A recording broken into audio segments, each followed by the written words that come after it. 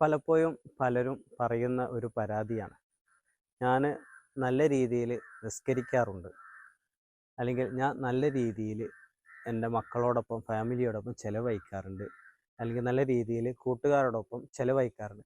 പക്ഷേ അതിൽ നിന്ന് ഒരു ആസ്വാദനം, രസം ലഭിക്കുന്നുമില്ല.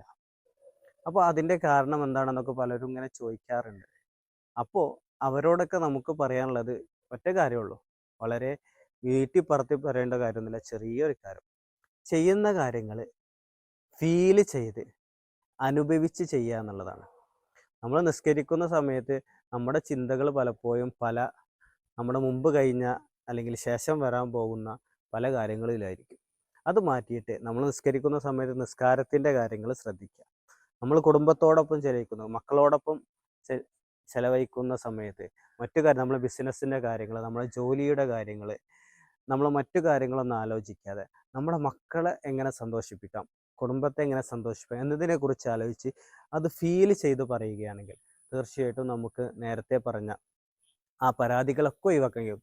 ഇത് ഞാൻ പറയുന്നത് ചെറിയ കാര്യമാണെങ്കിലും അത്ര സിമ്പിളായിട്ട് വളരെ സിമ്പിളായിട്ട് നടപ്പിലാക്കാൻ പറ്റുന്ന ഒന്നല്ല എന്ന് ഉറപ്പാണ്.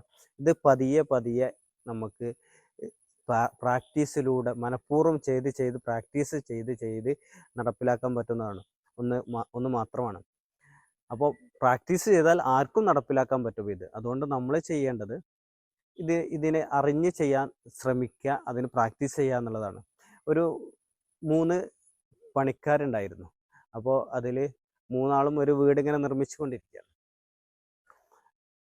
അതിൽ ഒരാളോട് ചോദിച്ചു എന്താ ഉണ്ടാക്കുമെന്ന് ചോദിച്ചു. അപ്പോൾ അയാൾ പറഞ്ഞു ഞാനിങ്ങനെ കല്ലുകൾ അട്ടി വെക്കുകയാണെന്ന് പറഞ്ഞു. രണ്ടാമത്തെ ആൾ പറഞ്ഞു ഞാൻ ഒരു വീട് ഉണ്ടാക്കുകയാണെന്ന് പറഞ്ഞു. മൂന്നാമത്തെ ആൾ പറഞ്ഞതാണ് ഇമ്പോർട്ടൻ്റ്. അയാൾ പറഞ്ഞു ഞാൻ ഒരാളുടെ സ്വപ്നങ്ങൾ പൂവണിയാൻ അയാളെ സഹായിച്ചു കൊണ്ടിരിക്കുകയാണെന്നുള്ളത്.